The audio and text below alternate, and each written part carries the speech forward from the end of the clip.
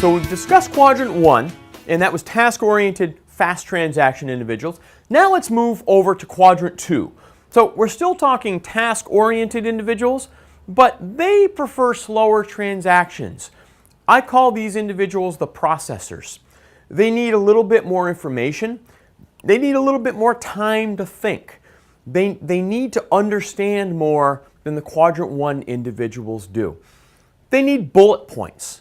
You can think of it like that. They need the bullet points. How do you handle these individuals? Well, you slow things down. Obviously, you slow things down. You don't give them a ton of information. You don't write them a book. You don't read a book to them. You give them the bullet points. You tell them what happened, why it happened, and what you've got to do to fix it. You see, with Quadrant 1, they likely really didn't care what happened or why. They just care what you did to fix it. With Quadrant 2, they need more explanation. They do want to know what happened, why it happened, maybe what they could do to avoid it in the future, and what you're going to do to fix it.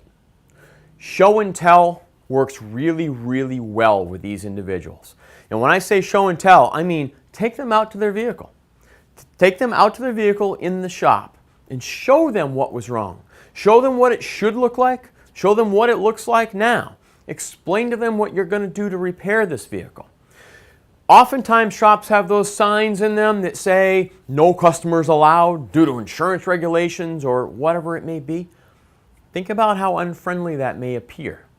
You see, that's a very personal item that you have out in the shop, right? And these Quadrant 2 individuals, they're a little bit more nervous about this repair experience than Quadrant 1. Quadrant 1's in and out. They trust you to do your job, they do their job, it's all good. Quadrant 2 needs more information. They need their anxiety brought down a little bit, and your job is to help manage that anxiety. Show and tell, bringing them out to show them their vehicle can help a lot. Make sure they're accompanied. That's good policy. What other tools do you have? You can use flip charts, you can use posters. There's a lot of electronic tools out there. We'll talk more about that a little bit later. But remember, Quadrant 2 are processors. They may even ask for the old parts. Now, to me, that's not a big deal. I still meet people in the industry that they get all freaked out when somebody offers them or asks for the old parts. No, what are you upset about? You know what they say to me? They don't trust me. It's not a case that they don't trust. They need more information. These Quadrant 2 individuals need the information. They want to see the old part. Or they may have somebody at home or somebody somewhere else that they need to explain or justify or rationalize why they spent that money to have that vehicle repaired. So they may very well ask you for the old parts. They may very well ask you for more information. Keep it in mind, task-oriented, slower transactions, slow things down, give them bullet points, still ask them the most convenient way to contact them. You should always be collecting email information and verifying telephone information with every customer that walks through that door for your own records. Okay? So, Quadrant 1, task-oriented, fast transactions. Quadrant 2, task-oriented, slower transactions. How do you recognize a Quadrant 2 individual?